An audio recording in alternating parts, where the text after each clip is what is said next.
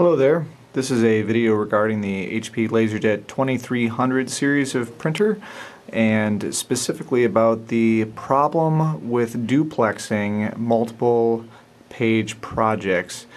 Specifically, this is a rather interesting issue because it involves the magnetic solenoids that are inside the printer and a issue with the adhesive that holds the noise-reducing bumpers in place here.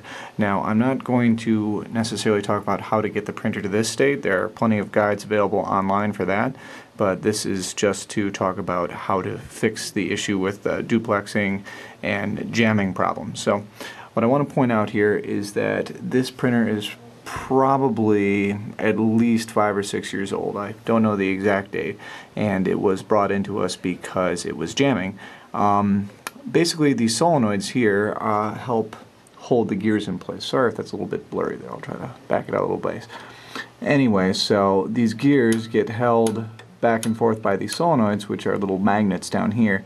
Now, originally, when HP sells these, there's a little tiny bumper that basically prevents that noise there. But over the years, that bumper gets worn down, and then all that's left stuck on the metal is just the adhesive that originally held the bumper in place. And you can already probably tell where I'm going with this. What happens is that the adhesive just causes this little metal armature to stick in place, and then because printers depend on millisecond or less time differences, obviously everything goes downhill from there. So if you watch what happens here, basically when I release this, it should snap back right away, but if it sticks hard, you see how there's a delay when I release my finger from that. That's what's causing the printer to jam.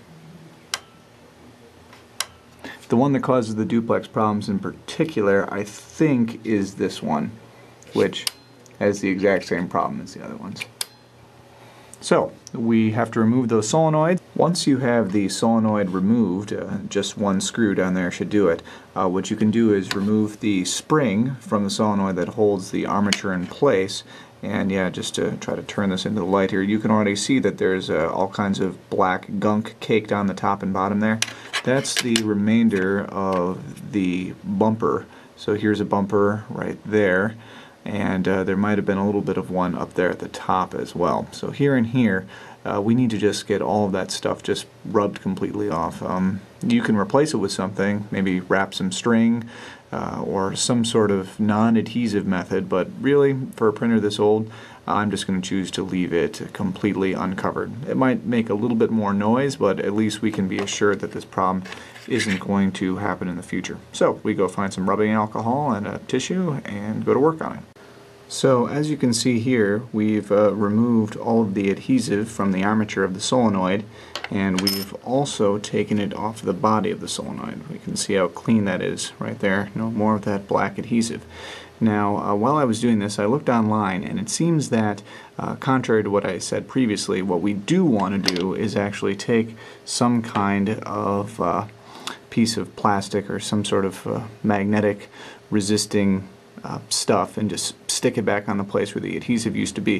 The reason for that is that a lot of times people just clean that off like I was planning on doing, and they don't replace it, and then there's a problem with residual magnetism from the solenoid. So it fires, it causes the metal to still be slightly magnetic, and then you have the same jamming and timing issues because, once again, all it takes is a microsecond of delay and then the printer will jam.